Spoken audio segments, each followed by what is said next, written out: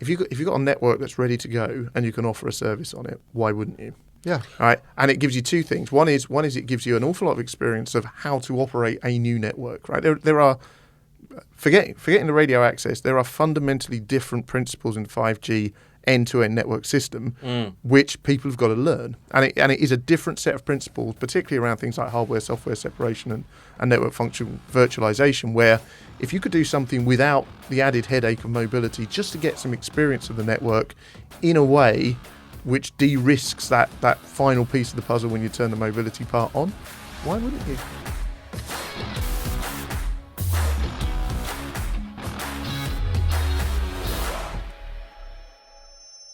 Hello and welcome to the Telecoms.com podcast. This week I'm hosting, Scott's away on holiday, and we do have a new guest. Well, I say a new guest, returning for the second time. Yeah. Obviously we got Iain. That's, to be perfectly honest, not very exciting. No. Thanks for...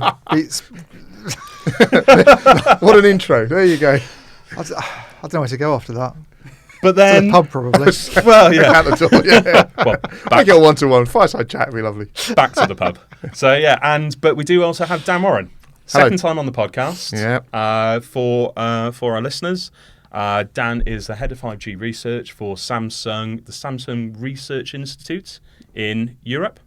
Yep, that'll do one of them. Yeah. Okay, perfect. Well, welcome back. Thank you very much. And for everyone listening, if you are watching this on video, you can also download the podcast through SoundCloud or iTunes, And everywhere else. and everywhere else. And if you are listening, you can also watch it on YouTube or the website. So let's start with. No, sorry, I'm getting a prod from Pierre. Yeah.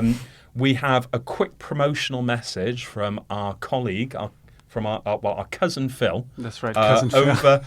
Over in Dallas, brother. I believe. Big brother's Phil, really. About a new website that we're launching, 5G Exchange. What do you really know about 5G? Did you know 5G might soon replace all those wires at the hospital? Did you know that the 5G icon is mostly nonsense? Get the latest on 5G at the 5G Exchange, a free industry portal powered by Light Reading, providing you with the critical insight you need on 5G emerging trends and technologies. Visit us today at www.the5gexchange.com. Okay, cool. Nothing more to say about it, really. is there? Nothing more to say about that. Okay, fine. And welcome back. And that was very exciting. Obviously, well done, Phil. Yeah, I'm going to visit immediately. I get out. Oh yeah, I mean, the surge in traffic is just going to be. It's going to. You're going to bring down the servers, yeah. Oh yeah. Broke the internet. Yeah, basically. Yeah, well done, Phil. Yeah. Should have made it 6G exchange. Well, and on that note, we're going to talk about the topics. Yes. So, first of all, we are going to talk about three.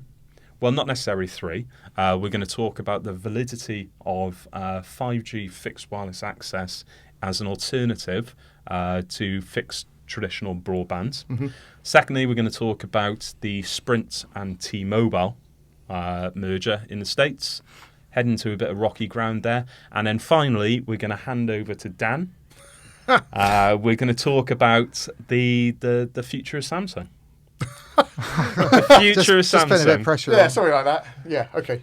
So, yeah, I may reframe that discussion slightly when we start, rather than the entire future of Samsung, but we'll talk about the future. well, no pressure. Thanks. But okay, so let's kick things off. So I feel that we are comfortable talking about three because we received some embargoed news on today/Friday, and I'm hoping Pierre doesn't publish this prior to You will anyway. prior to the He will now. the embargo date. Just to be an awkward sod. Scott will, when he's back from his vacation. Do we know where Scott is, by the way? He's in Norfolk. I don't know. Norfolk, Suffolk. Yeah, hanging out at the beach. Oh, Nice. Yeah, great. probably Suffolk. Flat foot. Good you It know, is a flat. lot of stuff. Yeah. good coverage. Oh, So today, Three have launched their 5G fixed wireless access offering. It looks, in all fairness, £35 a month, 100 megabits per second. It looks like a relatively good alternative to fibre-based broadband for the short to mid-term. Should three actually have any antenna up in your area. So what we want to discuss here, and I know that Iain isn't necessarily the most complimentary about fixed wireless access as a technology, but seeing as we have a 5G expert in the room, we're going to talk about whether it's a viable alternative to fibre. So first of all, I'm going to hand over to Iain, and I'm going to say, what's your issue with fixed wireless access? Wait, let's get dramatic. Okay. No. Dun, dun, dun. Well, I don't know if I've got a massive issue with it. I mean, I think fibre is always a moving target, and trying to position fixed wireless access as a kind of substitute for it in the long run is going to be difficult. And I think the challenge for Three really is to show that they can. People are increasingly using services like Netflix and Amazon Prime and potentially things that we haven't even thought of yet in the next couple of years in their living rooms, and it's putting a huge amount of pressure on household consumption. If you look at the stats now, people are using ridiculous amounts of gigabits per month, and if you look at what What's the introduction of HD and 4K? Exactly, and if you look, if you look look at what companies like UK Broadband, which is the small player that Three took over to really acquire a lot of spectrum, but also kind of get a footing in that fixed broadband. Well, the know-how how to do it. Get the know-how, exactly. So they're a small provider that's been trading under the Relish brand and providing services in some parts of the UK using spectrum as using mobile technologies as an alternative to fixed broadband. And I remember meeting them recently, and they very much sort of positioned themselves as a company that can compete on price, obviously, which is something you expect Three to do, but also convenience of installation. It's they talk a lot about people who, appealing to people who move around a lot, the kind of rental community, students, that kind of demographic, people who might not necessarily have children using tablets all the time, who don't necessarily want 4K TV, but just want a kind of broadband experience and in the house that kind of provides something that's acceptable. So I think in that kind of sense, it's a service that can definitely deliver, and if it's price competitive, I expect them to kind of take some market share. The challenge is, I think, is sort of appealing to guys. Just before we go on there, just for everyone that doesn't know or hasn't read up on the sort of the Three offering, you essentially you buy a router, and you buy mobile access to broadband, and the whole play is we deliver it to you. You can plug it in. You put it in the right place in the flat. You don't have to wait for an engineer. If you move flat, you can take it with you because you're not reliant on fixed assets. Yeah, it's dead easy installation. It's like just sticking this thing on the mantelpiece, and it's all supposed to be super easy, and it's very, very low cost. And I think that it's going to be interesting to see what happens. It's whether that kind of service can compete against a high-speed fibre offering in the future, and it's whether what consumers are doing in the living room, what they're kind of using broadband for, is something that 5G can kind of address, I guess, and that's the kind of question mark over what they're trying to do. But on the other hand, I think there's a kind of a bit of a fibre fixation, I think, going on in the UK at the moment. It's we've got a new Prime Minister who thinks that we should have fibre everywhere by 2025, and I think it's great to have ambitious targets, but it's sort of, I think, overlooking the potential of other technologies to address demand. And this is, and I'm gonna hand over to you in a second, Dan, because I'd like to hear your perspective on it, because this is my issue with the government aims at the moment, is that they're very much technology focused, not outcome focused. They're saying fibre is the outcome we desire, when actually the outcome that anyone desires is 100 megabits per second. Exactly. Yeah. So this is where I'm going to throw over to Dan. Obviously, 5G is primarily it's a mobile technology. Yeah. Here we're talking about it as a broadband service. Can it live up to expectations, both in terms of speed, reliability, in terms of deployment of the actual infrastructure to support these products on a nationwide level? Yeah, so you stole slightly some of my thunder, because I was going to say I mean, my opening gambit was going to be there's no such thing as bad bandwidth, right? If you've got nothing, being able to get anything is a step in the right direction, and particularly in markets like student accommodation, in places of high densification, if you can deliver 100 megabits per second with a wireless technology, and it's impractical or uneconomic to put fibre in place, then it's a good thing to do, because it's that or nothing. And I think that kind of that increase of footprint of broadband, regardless of technology in general, is something which has to take place, both from the perspective of consumer demand, but also meeting government expectations around things like UK broadband agenda. The capability of 5G to deliver that, well, 5G delivers those kind of bandwidths when you're mobile. The fact that it can do that when you're mobile doesn't prevent it from doing it when you're stationary. So, in terms of a set of requirements, mobility is a superset set of requirements over a fixed location, and stability comes from not moving around in a lot of cases. So if you can configure or position an antenna device within a home in a place where you can reliably get lots of bandwidth, then great, and it can deliver that. And the price point is competitive. The convenience factor is something which other people have looked at FWA for 5G, have used as a marketing tool. So in the initial deployments that Verizon have done at 28 gigahertz millimeter wave FWA using 5G TF in the US, one of the major selling points was, in many cases, it's a self-install, and there's a helpline where you ring up somebody and they say, put it in this window. And a lot of that is based on good radio planning. If you've got a good understanding of radio planning, you can tell people this window, not that window. And there's some good stuff you can do specific to millimeter wave with bouncing beams.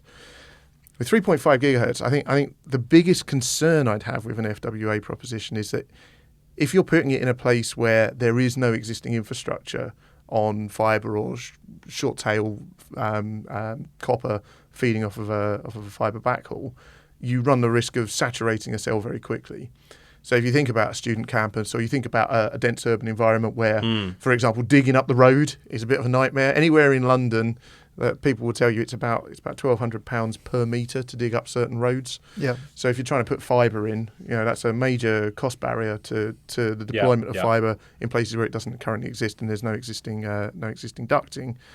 So you give people an offering which hadn't existed previously, and there is still the physics limitations associated with the number of devices that can attach simultaneously to an antenna and the amount of bandwidth you can get to it. But BT's been, for the last few years, rolling out fibre to its cabinets. Yeah. I mean, that seems to be an issue that's been, I'm not saying it's been addressed, but that's certainly something they made a big push on.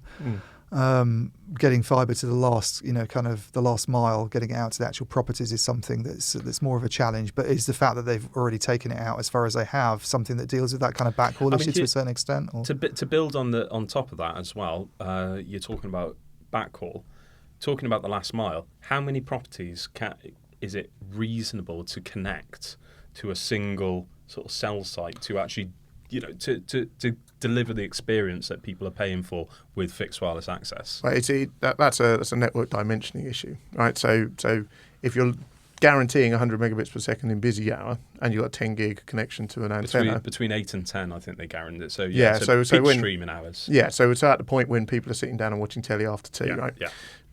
100 megabits per second, you multiply it up and you've got 10 gig backhaul.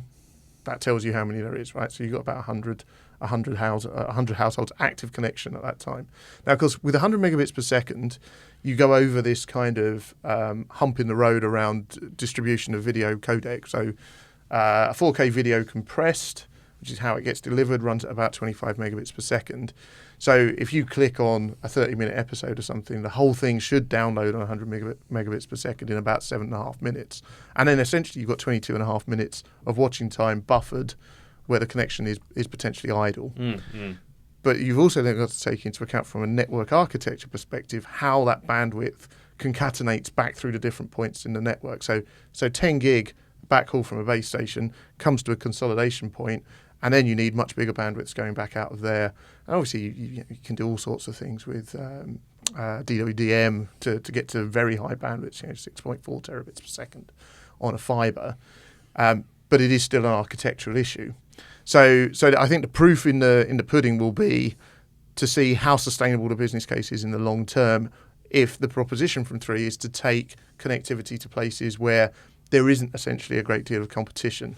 That seems to be where the real foothold would be, because that's a place where you can actually get lots of connectivity within a geographic area, and it makes sense to deploy one or two connections as a competitive play when there's already lots and lots of DSL or lots of fibre to the home or to the curb, or lots of hybrid fixed coax.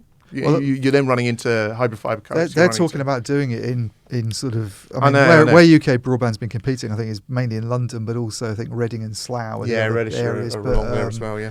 But they're talking about doing it in sort of cities rather than necessarily going out into rural communities. Well, to start with. So this is the original launch. But this is just the commercials of 5G, isn't it? You start with, or commercials of any G. You start with the urban areas because you've got dense populations and you can get ROA a lot quicker. But they're starting with London, and they've said 25 large towns and cities by the end of 2019. Yeah. So that could, but there's no more details. Yeah, aside from their kind of business case is partly based on the fact that they're building this network out anyway for mobile, for smartphones. Therefore, why not use the same infrastructure to provide a fixed broadband service? Yeah. And they say they have the sort of fibre backhaul now, partly through I think it's SSE, isn't it, that they've been working with? A lot of into the sewers as well. Into the sewers, but they're also obviously trying to do stuff with other companies in terms of backhaul deals. But there is quite a lot of fibre, as far as I understand. There's quite a lot of fibre out there. It's just whether you can there's a lot of fibre get hold of it on sort of I don't think we should address the regulatory issues with getting access to dark fibre from over. Yes, yeah. That's just something they put that out again. Well, it was about 3 or 4 weeks ago, wasn't it? Another proposal on dark fibre access, and at some point with new market definitions, at some point BT is going to lodge a complaint with some court somewhere. So that's another story for another time. Yeah. But I guess one of the sort of the questions that I've got as well, just on the back of what you were talking about in terms of network architecture, is obviously, from my perspective, Three are going to target the areas where OpenReach, VM, and let's say City Fibre haven't built out their fibre networks. That would be, for me, aside from London, a sensible business opportunity.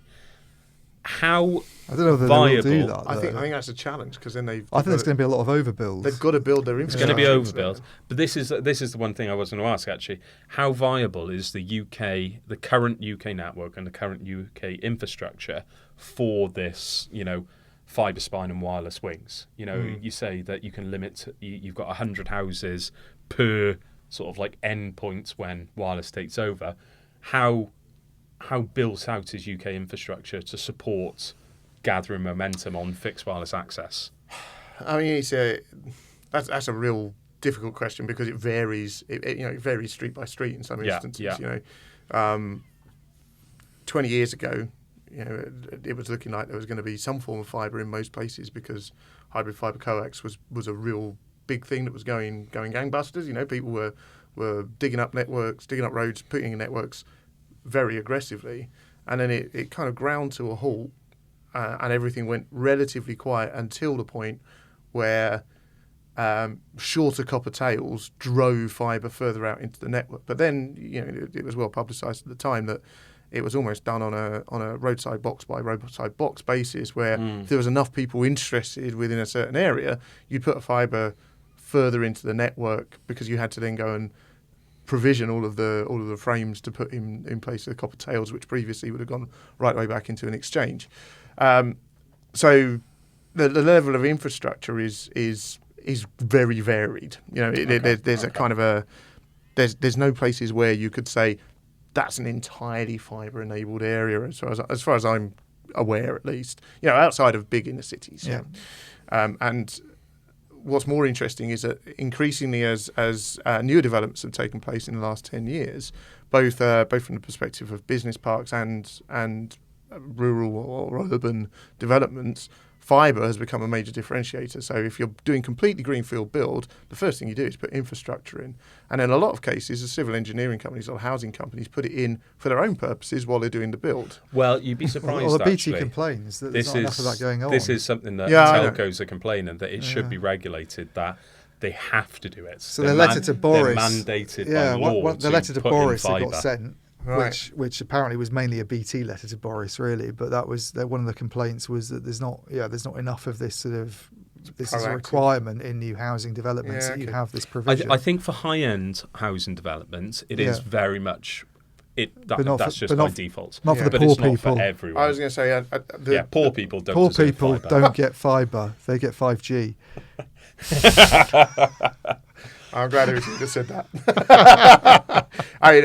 If you from the flip side to that, when I was working at Capita, the message generally was the first thing you do when you're building greenfield or brownfield is you strip out all of the existing infrastructure and then you start from the ground up, and that includes water, electricity, gas, and connectivity. Yeah. And the way it was positioned was that's what you do everywhere.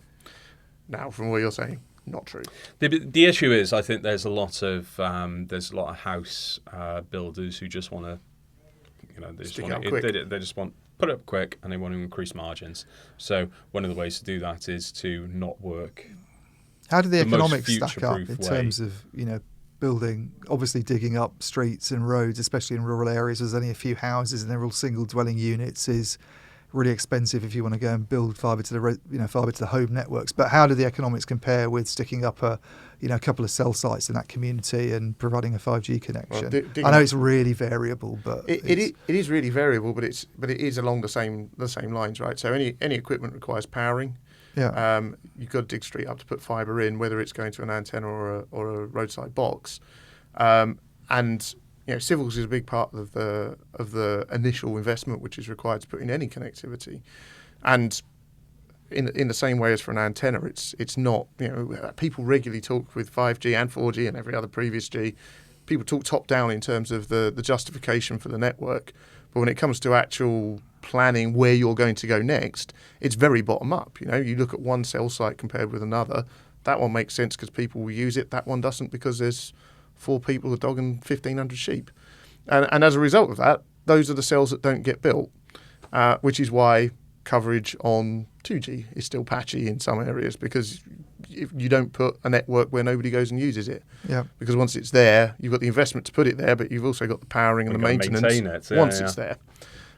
So the economics obviously vary depending upon whether it's a mobile antenna or it's a fixed connection with a fibre, but it's still the same kind of equations. There's the investment to put the infrastructure in place in the first instance, which includes civils and includes manpower, Yeah. and then there's the operational expenditure of keeping the lights on and ticking over, because once it is there, the worst thing that you can do is turn it off if the one person who is reliant upon it has taken the service up. Well, that's just a PR headache, isn't it? I mean, Yeah, you're just asking for trouble.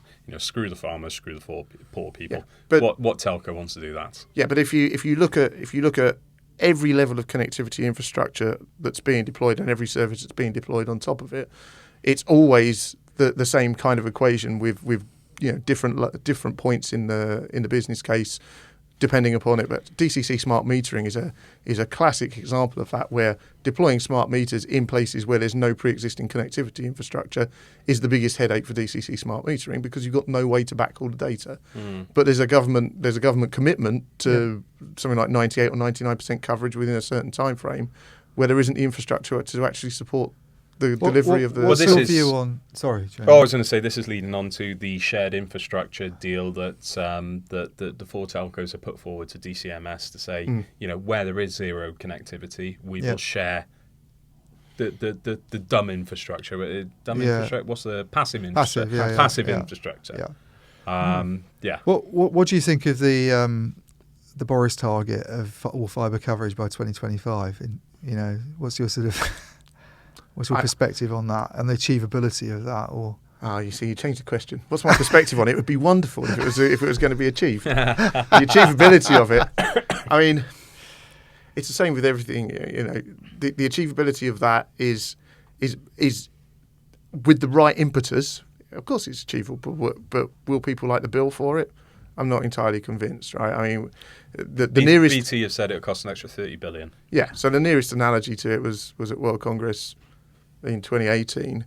I was on a panel which was called "Can 5G meet its promises?" Yeah. And my first slide said in big letters, "Yes." And I said, "Yeah, absolutely. I can sell you a 5 nines reliable, 100% coverage, 100 megabit per second network today if you want one. If you'd like to meet me at the back and sign a check, I'm more than happy to do that. But it's a very big check, Yeah. Well, and that's the thing that stops it." This is the thing. I think. Personally, obviously, there's a lot of money to be spent if you're going to achieve it. Yeah. But then also, I don't think he's really thought through the fact that Openreach and Virgin Media and City Fibre, they're recruiting at the moment. How many people out there can slap a hard hat on and actually do the job? Yeah. I mean, there's just aren't that many field engineers out there that can actually do this job. But my other big issue with this 2025 target is, and I mentioned it at the beginning, it's so technology focused, not outcome focused. And what is the objective of fibering up the entire nation? It is to ensure every single person has access to a broadband service which can deliver speeds which are future-proof for the services that are going to come over the next couple of years. Do you need, in the very long term, fibre is realistically the only alternative, the only option for home broadband. But do you need fibre to deliver 100 megabits per second over the next 5 or 6 years? No. You can do what you guys do. You can go mobile, can't you? You can do, yeah. You need fibre to backhaul it. You need fibre to backhaul So it. you're going to need fibre somewhere. But what's the biggest challenge for all of these telcos? You don't need fibre all the way to the property. You don't need it for the last mile, do you? No, not necessarily. Fibre spine, wireless wings. I'm quite happy with that, yeah. He loves that. I love it.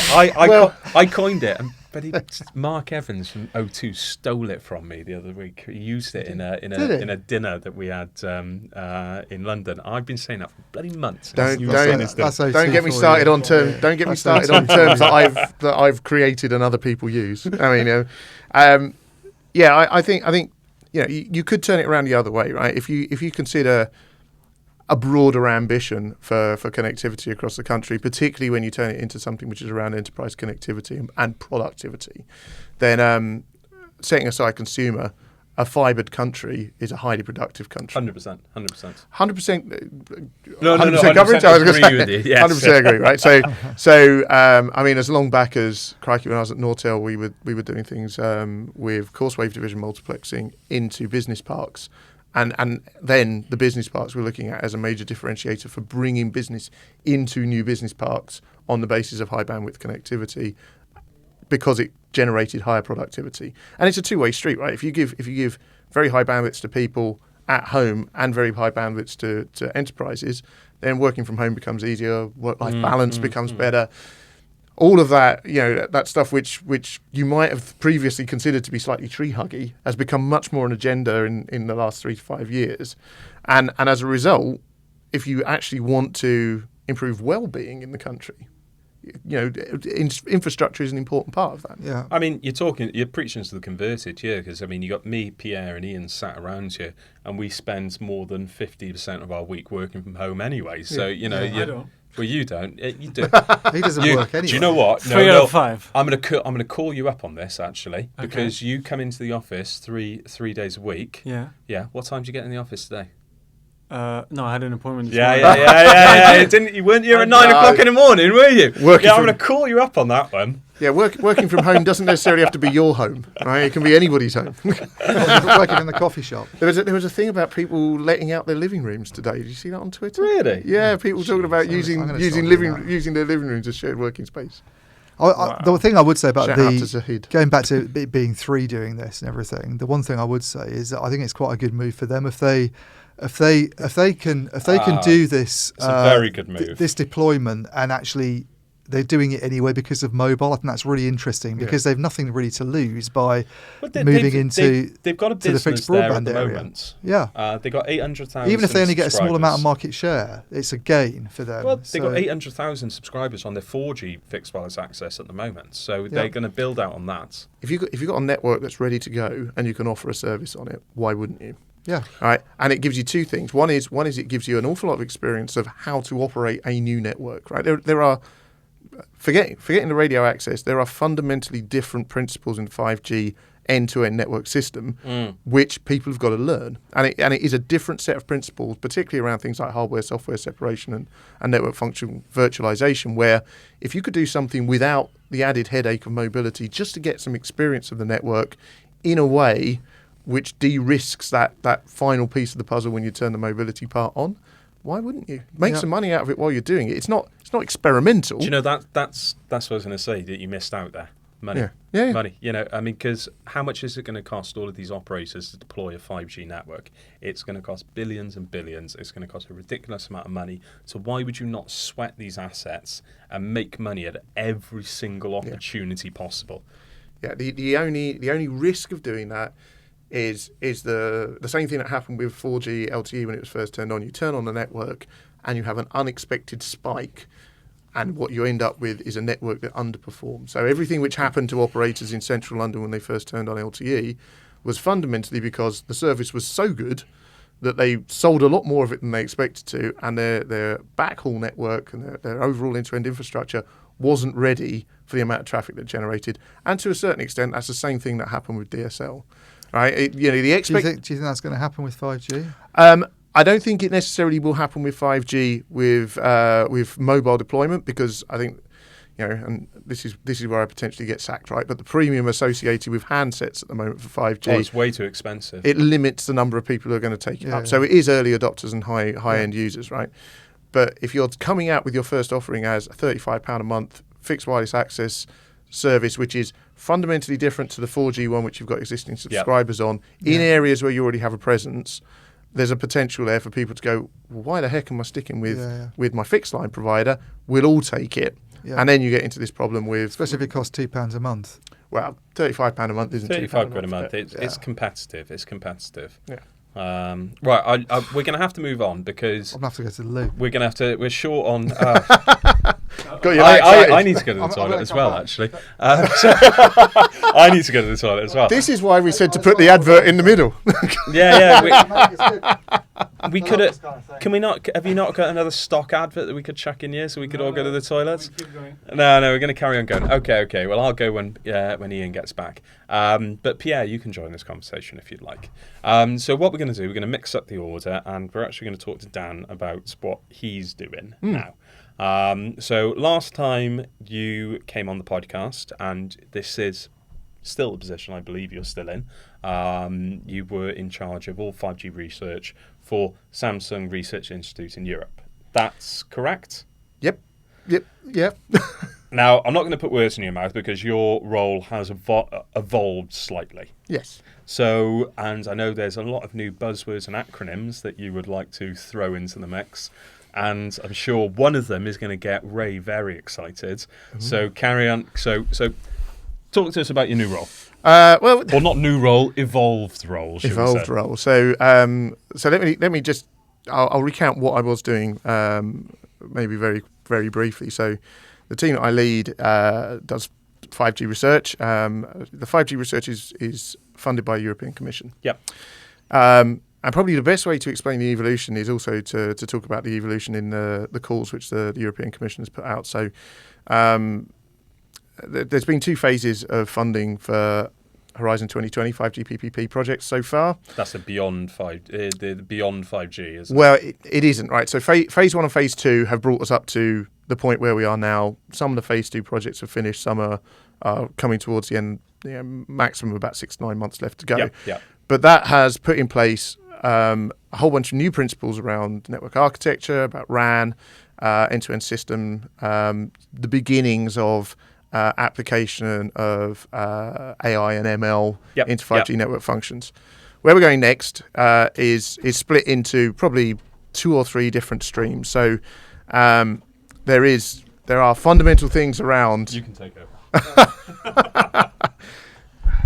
This is very confusing. It's too small, this room. Yeah, Pierre, you chose the largest studio. I didn't have a say. What are we talking about? We're talking about me. One of the urinals in the loo, I'm sure, is lower than the other ones. It's like, Right, you know, those right, ones you get in toilets that in pubs that are kind of for children. Yeah, But why would you have that in an office? for short people. Yeah, Yeah. I guess. Yeah. Anyway, Don't telecom. Don't be tightest. Good grief. Think of where we are. Yeah. So I was just explaining why I'm wonderful. No, I was explaining what my role is and how it's evolved. So the third phase of funding for the European Commission is just starting now, and the first round of funding was to design platforms for bringing in proof of concepts and use cases. So we're just getting to the end now of putting together the UK ICT 17 5G VINI facility in BT's labs in Martlesham, where Samsung are providing virtualized core, virtualized RAN, virtualized Mano architecture. And that then is part of a much bigger ecosystem involving the 3 projects across the European Commission for what was ICT 17 funding. And does this involve a lot of testing of like some of the kind of future use cases that people get talk about with 5G? So some of the more exciting stuff than just using, sort of high-speed connectivity on your smartphone is a kind of the sexier stuff that might lead to sales growth potentially. That's the intent. So there's subsequent calls as part of phase 3. There's already been one call which is focused on V2X and automotive. There's a bunch of use cases in a call which closed with projects starting around about July this year, so things which are just getting started, which has got a whole range of use cases ranging from AR and VR, IoT, industrial IoT, a bit more V2X, a bunch of things around tourism. So there's all kinds of bits coming together within that ecosystem, building on top of the platforms that have been built out that first round of phase 3 funding. And then going forwards, there's a future R&D agenda. So what's happening for us within Samsung Research UK is we have parallel influences. We have Samsung corporate agenda, which is very much around the beginnings of what comes after 5G, whether you want to refer to that as beyond 5G or Periscope 6G, and thinking about what that might be made up of, but also the European Commission looking at where Europe looks at leadership next, which also includes AI for predicting toilet breaks, which is a brilliant idea, I think. So looking at how you design and build a network which is actually fit for purpose, and I think probably it's made up of 2 or 3 things which are fundamental. Which, before you excuse yourself, was where you were hinting at taking this. So certainly the influence of AI and ML on networks is a trend which most vendors have been talking about for a little while.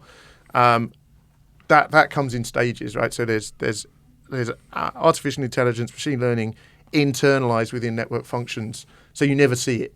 It's just a product differentiator, and obviously that doesn't lead to as much in the way of standards. It's people having base stations, having core network functions which just do clever things. But this is what we were talking about beforehand, wasn't it? Like ultimately the network and certain components of the network are dumb. Intelligence hasn't been embedded in. Now we're getting to the stage where we're embedding intelligence deeper into products before you put them out onto the network. It depends what you mean by intelligence, right? So to say that they're dumb, I think does a disservice to 30 years of standards works and people who have got very big brains going and defining stuff, right? So there's an awful lot of things like radio planning experience that has been automated into a base station. So a base station makes decisions about who connects on what specific frequency, particularly in TDD or when you get into OFDM, where each individual customer is on a very specific part of a frequency band. And that decision is made not just on your first, so you get that bit. It's made on distance from the base station. It's based on a whole range of parameters which are all defined and instantiated within a base station in such a way that the phone in my pocket, which obviously is a Samsung phone, but the phone in your pocket, which might be Apple, and the phone in your pocket, which might be HTC Apple. Or whatever. Don't all say Apple. That might, no, he's not. My Apple. turn for a toy break. I'll figure all he's that. One of our Chinese friends. Oh, okay. But the point is that all of those phones can talk to anybody's base station on the basis of definition of a whole bunch of stuff, which is essentially the role of 3GPP. But this is where, but this is the difference between what I classify as intelligence and just sort of programming, if that makes sense. Yeah, so this is intelligence by rote, right? Yes. Then what you're looking at is something which says, okay, so is that the smartest way to do it? Yes. And I think what's been interesting that's happened in probably the last 18 months is a recognition that particularly, it's kind of come from the core and then pushed out into the RAN, and the RAN is maybe the area where there's most excitement around AI. But the core part is driven from management, and it's the understanding that the network is now so much more complicated, and particularly when you start to do things around slicing and slice lifecycle management, where you can bring an instance of an entire network up in software on a hardware platform very quickly, have it there for a very short period of time, and then completely remove it again. It means that network management is no longer a human function. It's not something that a guy in a NOC, and NOCs are a 24 hours a day, 7 days a week function. People sitting in a network operations center can no longer look at a screen and understand the state of a network, because actually what's implemented is thousands potentially of different network components which are all acting in concert, and weights and measures to keep that all meeting the right levels of SLAs, or it should be. When you get to the panacea view of 5G is that everybody sells SLAs in individual network slices with potentially different network topographies, whether it's edge or core, whether it's consumer or enterprise, whether it's industrial IoT or it's agriculture or whatever. All of that consolidated on one network and trying to manage that is a much more difficult. Because it could potentially be hundreds, thousands of these slices. Potentially, yeah. And the problem changing every day, because you've got hundreds of thousands different permutations every single time. Changing by hour, right? So if you and this is kind of the point, right? There's a point where you kind of go through the technology cycle and you get to what is just hype. Yeah. But even with the if you look at the hype and you try and turn it into what a network ought to be aiming at, people are talking about bringing up extra capacity along train lines during commutes. Yep.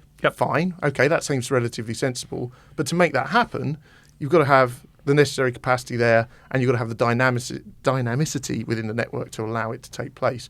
And that means that a NOC is no longer you sit there and when a box goes red, you send an engineer out in a van and he repairs it. Because if something goes red, it's not just the service, because there's one service that's gone down. It's potentially thousands of services, many of which will have contractual SLAs and carry penalties against them. So let's talk about this, how this actually translates to sort of like day-to-day activities, I think. And I'm sort of like leaning on something that you said to us beforehand in terms of mobility. So in terms of the handover, how many of those sort of like cases can you just sort of make it a bit more real for us with some actual use cases? Yeah. So I think the conversation we were having beforehand was related specifically to use case or implementations applications which are edge based. Yeah. So if you think about a traditional network topology, right? You have tens of thousands of base stations. Next hop in the network, you have thousands or low hundreds of consolidation points. Then you have the core network where you may have 20, 30 network functions and so on back. Yeah. If everything which is in an edge-based network topology, if a lot of what was in those tens, and it's only tens for scaling, there's no real kind of mobility aspect. If you push that further out to the edge of the network, then suddenly moving from one base station to another may result in a network context moving from one edge server to another. And when that happens, you need to take that into account in terms of the mobility aspects as well. Now, mobility currently works on the basis of a core network function which says you were on this base station, now you're moving to this one, and we'll reroute your media stream accordingly from the point in the network, which is miles out to the back of the network where the internet comes in, which doesn't change. So the point of ingest of data is remaining the same, even though you're moving from one base station to another. If you have a user plane function on a mobile edge server, and you move from one mobile edge server to another, the user plane has to physically move with that. And the context associated with the service has to move too. And the context may be quite heavy. It might be, megabits, gigabits of context that needs to move from one mobile edge server to the next. So you either have to move it on the fly, which takes time, which results in breaks in service. And if those services are gaming, that's where people lose Fortnite, which people really get upset about. Yeah. Right? Or you need to have some way of predicting where the person's going next, and you move the context in advance. So this is one of the areas that we're starting to look at in terms of contextual mobility for edge servers, and doing something which is preemptive to enable that mobility to take place. So you're talking about sort of like predicting where the user is going to go geographically, so you can sort of like cache data on that cell site that they would move across to, so that the service is continued without seamlessly. Yeah. I mean, it's essentially mobility with edge servers becomes a fundamentally more complex problem. Everything generally becomes more complex because you have this. In old parlance, there was the concept of soft handover and hard handover. This is the hardest handover that there is, because it isn't just the user plane that's moving; it's everything associated with that service potentially that moves.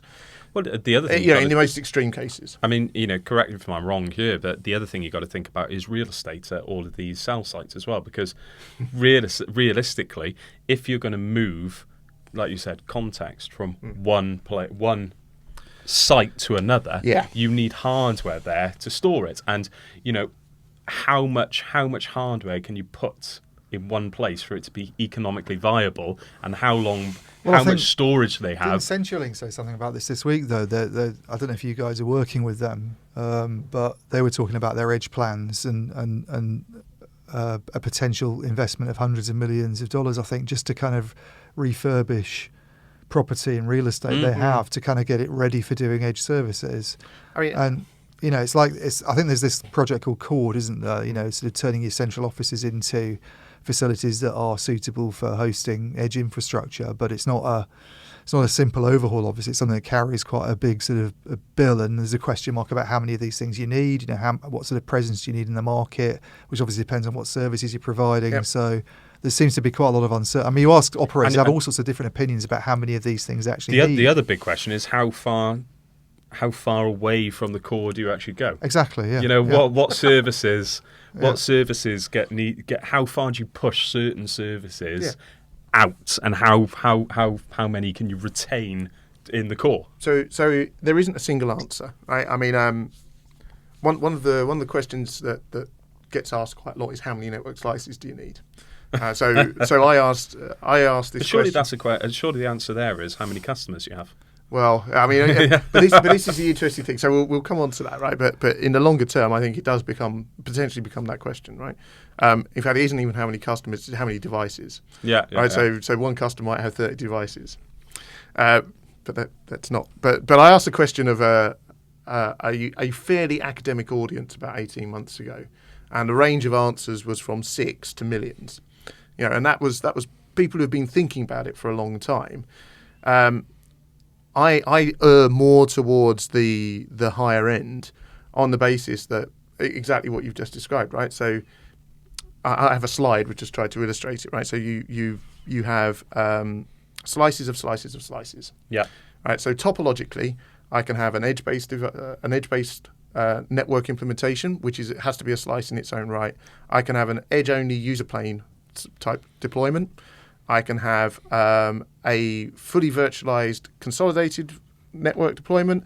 I can have bits and pieces split between the two. And then you start to look at perms and computation, right? Perms and combinations just in network topological structure within one network. Before you've even thought about, okay, so I'm going to sell one slice that looks like that to BMW, which has to be firewalled off from this exactly the same slice, which is Toyota, from the exactly the same slice, which is Renault.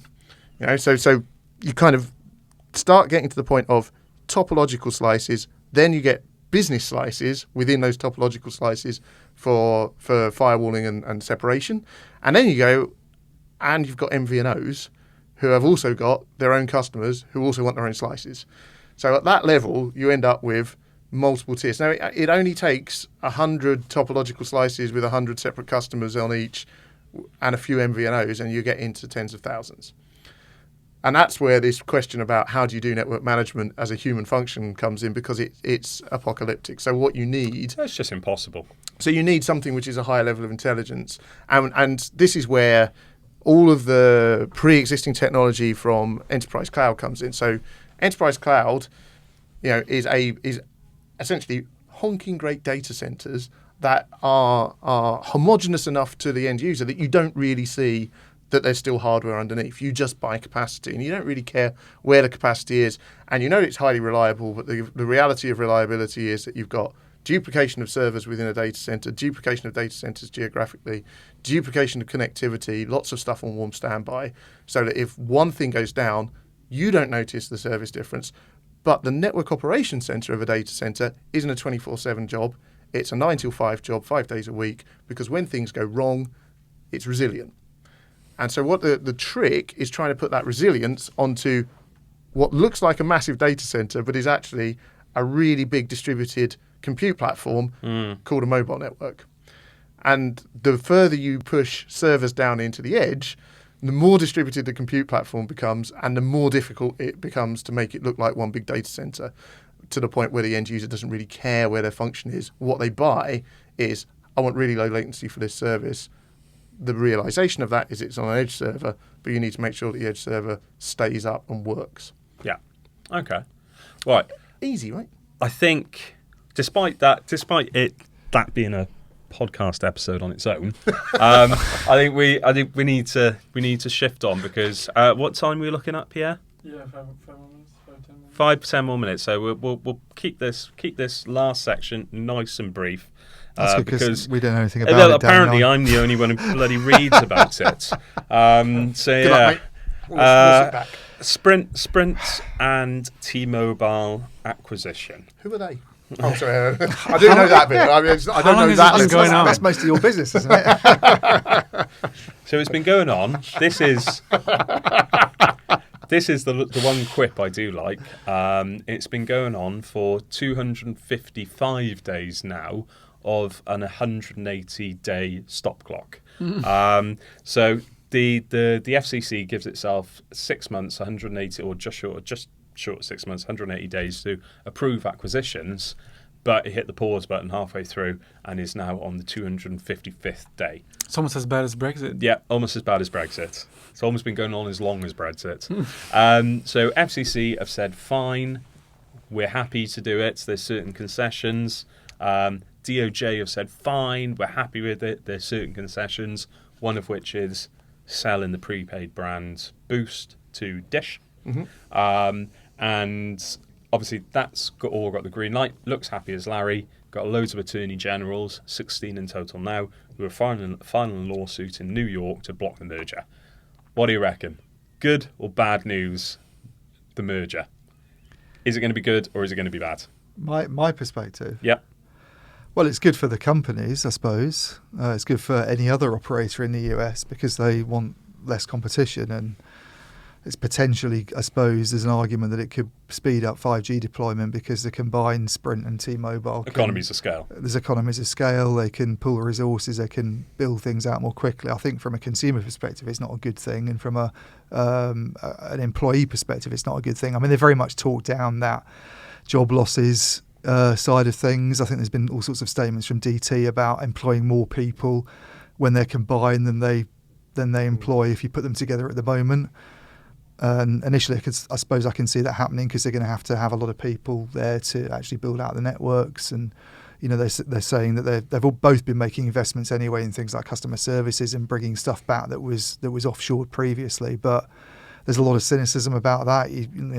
Communications Workers of America's done its own sort of number crunching and says there's sort of tens of thousands of job losses. Yeah, there's going to be a lot. Prices are already pretty high in America compared to what they are in Europe for services. They are coming down quarter on quarter. Right. Well, they might not if this goes through, but I don't know. I mean, it's still. I think from a worker and consumer perspective, it's not a good thing. I think potentially from. If you think 5G is really important, you need to get these networks built as quickly as possible because you're going to lose some kind of competitive advantage to China, which is what seems to be driving some of the kind of US policy at the moment. Then maybe it's a good thing, and maybe that's partly what's kind of swaying the decision the way it's kind of been going. Okay, so the FCC backing it. But. A lot of people getting fired, a lot of xenophobia. Not great. I think that's yeah, maybe. We'll come back to you in a second. Dan, is it good or bad? I don't think I've got a great deal to add. I mean, it's business-wise makes an awful lot of sense. I mean, if you've got two operations which have any degree of overlap and you consolidate them into one, then there's economies to be made there, right? So, from a brutal numbers on bottom line perspective, it makes good business sense. From a personal perspective, from the perspective of staffing, you have to see how it plays out, but none of these things ever seem to have no impact at all. And even if you are hiring new people, it's usually at the expense of anywhere where there's overlap. That's where you lose people. They're going to cut a lot of people. That's unavoidable. That's just what happens with acquisitions. Well, and we've just been talking about the new network topologies which are associated with new networks. That also comes with a new skill set. So if you've got an overlap in pre-existing technology, that's where you shed people, and potentially you then use what you freed up to hire the people in that you need to run a new network. Or sell a new network, but you've also got to look at things like real estate, right? So anywhere where Sprint and T-Mobile have a store, you'll only need one. You won't need two. Yep. And that's where you lose. And that's where I think that's where CWA is saying most of the job losses are going to come in that overlap. And places like the accounting department, HR, legal. There's going to be a lot of overlap. I'm going to qualify that statement because, as you pointed out, both of these are Samsung customers at some level. That's not just a Sprint T-Mobile thing. That is any merger. Of course. That's just it's just business sense. That comes with the territory of buying another company. That's to make sure that don't get. Yeah, we do quite a lot of Informa. I think the other thing that I'm impressed you're still here. The other thing for me, they can't replace me. I'm irreplaceable. The other thing for me that's interesting about it is whether they can, from a company perspective, Sprint's been a company that's perceived to be struggling for quite a long time, I think, in the market, sort of not faring very well. Hold on. You're taking my next question. Yeah. So we're going to lead on to the next one. It's not exactly the same, but it's what I'm going to lead on to now. Dish, can it be the fourth player? So you're talking about a fourth player that's struggling there, and you're folding it into the third player. Yeah. Can Dish be the fourth player, and can the status quo be maintained? Well, I'm not sure Dish can be the fourth player. I mean, I think to come along. That's the intention with Booster. Yeah, it is. Isn't it? It is, and there's a lot of scepticism that Charlie Ergen can come along and build a sort of nationwide network quickly that provides a sort of viable network, alternative to the other operators. But I think for the companies that are merging, for T-Mobile and Sprint. Sprint's not been doing very well for quite a long time. It's had all sorts of issues. It's been losing customers. It got overtaken as the number 3 player by T-Mobile, which has been the kind of challenger player and still is. And I think the issue really is that a lot of these big mergers end up being quite complicated and difficult to integrate. So it's whether Jean Leger has been this kind of marketing genius. He's managed to turn around this business, which wasn't doing very well if you go back 7 or 8 years, and now it's like the high flyer of the US market. It's always picking up hundreds of thousands of subscribers every quarter, it seems. Can that last when this merger's happened, or does he get distracted by the challenges of trying to integrate these two big businesses and having to deal with all of that? That's an issue for them, I think. I mean, something that T-Mobile will be happy with. They'll pick up 50 million subscribers on day one. But okay, so over to you, Dan, as our network and our science and our engineering guru in the room at the moment. All right. Can Dish run a network? Well, they clearly can because they've got one. Sorry. Okay, can Dish run a mobile network, not a satellite network? How long will it take them to get up to speed? Do you reckon?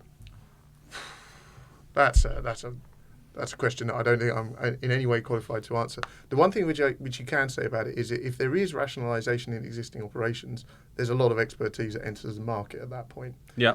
So in terms of finding the manpower to build a network, you're going to have a lot of engineers out there who are looking for jobs. And if Dish go down that route, you can imagine where people see these. Well, this is the one thing they're going to have to do. They're going to have to build a network from scratch. So they're going to have to employ people that were employed by AT&T, Verizon, T-Mobile, Sprint 10 years ago. Yeah, it depends. It depends on the principle that they build the network on. So again, we're at something of a.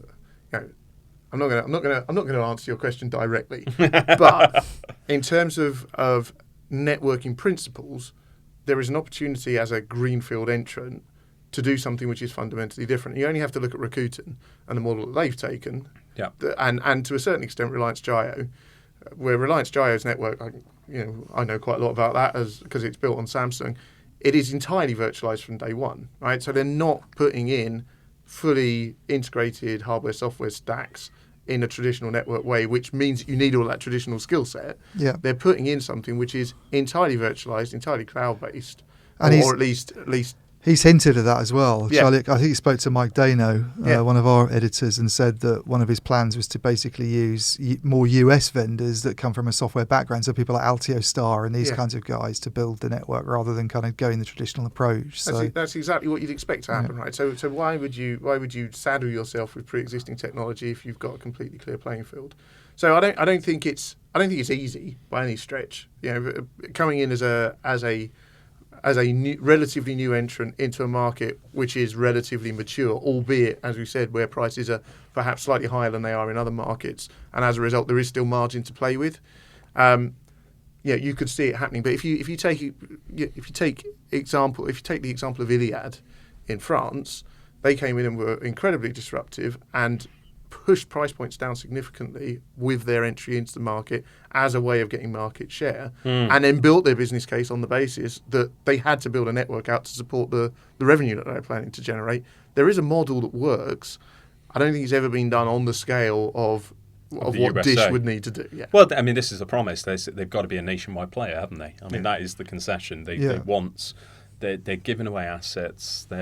Spectrum assets, and they've signed this 7-year agreement, 7-year very, very lenient MVNO agreements, so they can be on the T-Mobile network. So, I mean, 7-year countdown to build a nationwide network in somewhere the size of the US and the variety of geography.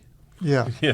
And it's a financial challenge as well. I Wyoming. mean, I don't really know much about Dish's kind of balance sheet position or anything, but that sort of 5G challenge is an issue for all these companies at the moment, and especially in Europe. We see all sorts of things going on in terms of network sharing and towers divestments to try and fund that. So, but is it in a position to be able to do it? I don't know, but there's a question mark there. I don't know either. I mean, the one of the significant costs of a 5G network is actually the backward compatibility with everything that pre-exists.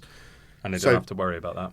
Well, they don't, but they do, right? Because if you're acting as they've still got to support 3G and 4G via on an this MVNO network. agreement. Yeah, but that is a different level of integration compared with integrating into a pre-existing system of your own. Yeah. You could conceive of it being a number of geographically diverse handoff points. But would they build a 4G network as well? Because I know Rakuten's doing. It's not just building a 5G network from scratch, is it? It's building a 4G network from scratch as well. Yeah, I mean. Because they don't want to be an MVNO, basically. Yeah, I mean, the Rakuten thing is also, I think, because they're doing Rakuten or whatever. I don't know how you I mean, pronounce that's the one thing they've got to consider is that it's not going to be in the next 7 years. Is everyone going to be on a 5G contract? I severely doubt it. So if they want to, do or do they just sell 5G exclusive? What happens with voice on 5G tariffs? Voice over 5G, is that a thing? Something I've never even thought about? Is that voice over 5G a thing? It's coming along, right? So, but you don't do it. You wouldn't do it at the moment. There isn't a definition of how you do it at the moment. Primarily because most 5G deployments are non-standalone, which means that they come with an LTE bearer where you do voice over LTE. But if you you don't have that, you fall if you back built to a 3G. standalone 5G network, could you put voice over it easily? Yeah, calling GSMA for a voice over 5G network. You had a guy working for you who did some quite good stuff on 4G. Right, on that note, we're going to have to go because I think we're running quite long, aren't we? 1 hour probably. 1 hour. It's fine. Give it round. Right. A couple of bathroom breaks involved. Yeah, a couple of bathroom breaks. I'm not sure if we edit those out though. I was still talking. Nah. Oh, no, I won't. Okay, cool. Dan, thank you for coming in. No problem at all. Always a pleasure to have you. We'll have you back. Iain, see you next week. Yep. And thank you very much for joining us.